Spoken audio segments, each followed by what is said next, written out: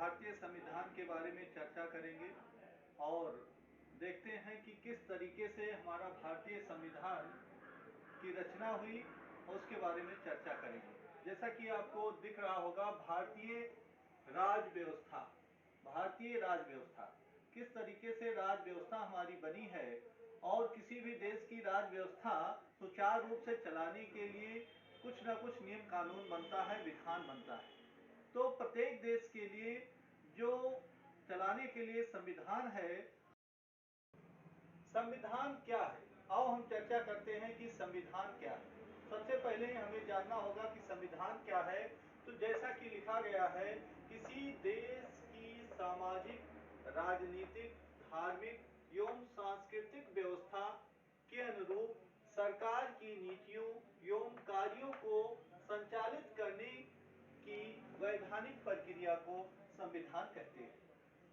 आप लोगों ने सुना कि किसी भी देश की, जैसे अपना देश भारत है, उसकी सामाजिक व्यवस्था कैसे चले, राजनीतिक व्यवस्था कैसे चले, यहाँ पर धार्मिक व्यवस्था कैसे चले एवं इस देश की सांस्कृतिक व्यवस्था सुचारू रूप से कैसे चले, सरकार की नीतियों को हम कैसे आगे बढ़ाएं, सरकार के जो उद्देश्य हैं, लक्ष्य हैं, हम कैसे आगे बढ़ाएं, ये जो संचालित करने का नियम है, वैधानिक प्रक्रिया है, उसी को हम संविधान कहते हैं। तो भारतीय संविधान कैसे बना, उसके बारे में अगर हम चर्चा करें तो सबसे पहले देखेंगे कि भारतीय संविधान का विकास कैसे हुआ। तो हमें पता है कि अंग्रेजों ने भारत पर काफ़ी लंबे समय तक शासन किया और शासन के दौरान उन्होंने भारत पर शासन करने के लिए कुछ नियम और विधान बनाए। वही नियम विधान हमारे भारतीय संविधान के लिए मुख्य बिंदु बने, उन्हीं के सहारे हमारे देश का संविधान धीरे धीरे विकसित हुआ।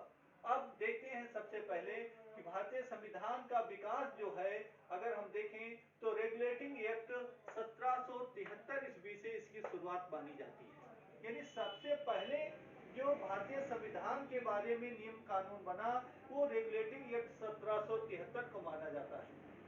1773 में ये अंग्रेजों के द्वारा पास किया गया, लेकिन भारत में ये कब लागू हुआ, 1774 में इसे लागू कर दिया गया।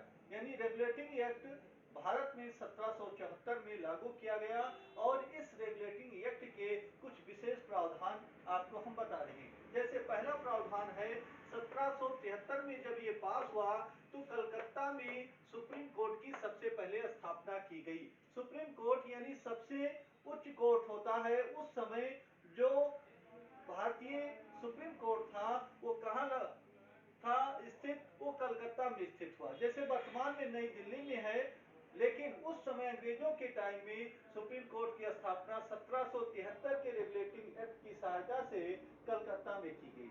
फिर इसके बाद हम देखते हैं कि जब सुप्रीम कोर्ट की स्थापना हुई तो उसमें उस समय एक मुख्य न्यायाधीश और 3 उनके अपर मुख्य न्यायाधीश की नियुक्ति हुई। उस मुख्य न्यायाधीश का उस समय नाम था सर एलिजाह इम्पे था। सर एलिजाह इम्पे उनके मुख्य न्यायाधीश का नाम था। 3 अपर न्यायाधीश थे और एक मुख्य न्यायाधीश थे। इसके बाद जो अगला प्रावधान आता है, कंपनी के शासन पर संसदीय नियंत्रण हो गया। जो कंपनी ईस्ट इंडिया कंपनी की स्थापना 1600 ईस्वी में हुई थी, उस कंपनी पर शासन करने के लिए संसदीय नियंत्रण हो गया, अर्थात ब्रिटेन की संसद का अधिकार हो गया। वो नियम कानून विधि विधान आदि बनाने की व्यवस्था वहाँ की संसद करने लगी 1773 के रेगुलेटिंग एक्ट के बाद।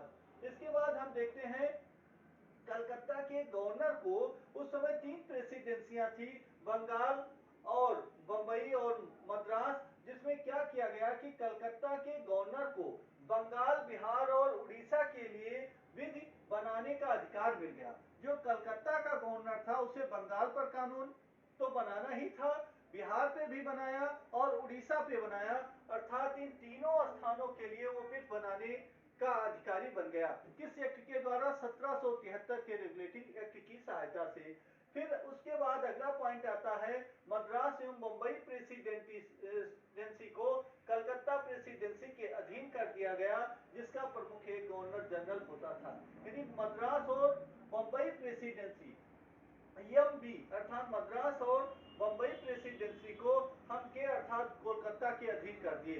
एमबी को हम किसके अधीन कर दिए, के अर्थात कोलकाता के अधीन कर दिए, और जिसका प्रमुख एक गवर्नर जनरल रहने गया। तो इस तरीके से हम देखते हैं शुरुआती चरण में भारतीय राज व्यवस्था का कैसे विकास हुआ, संविधान का कैसे विकास हुआ।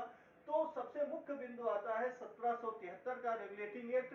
इसकी सहायता से हम देखते हैं कि कलकत्ता में एक सुप्रीम कोर्ट की स्थापना होती है जिसके मुख्य न्यायाधीश होते हैं एलिजा हिम्पे। फिर इसके बाद आपको बताया जाता है कि कंपनी के शासन पर संसदीय नियंत्रण हो जाता है। कलकत्ता के गवर्नर को बंगाल, बिहार तथा उड़ीसा पर विध बनाने का अधिकार मिल जाता है। मद्रास व बंबई प्रेसिडेंसी को कलकत्ता प्रेसिडेंसी के अधीन कर दिया जाता है, जिसका प्रमुख एक गवर्नर जनरल होता है। तो इस तरीके से हमारा ये शुरुआती वीडियो है। आप लोग इसे पसंद करें और लाइक करें, जिससे आपको आगे भी वीडियो मिलता रहे।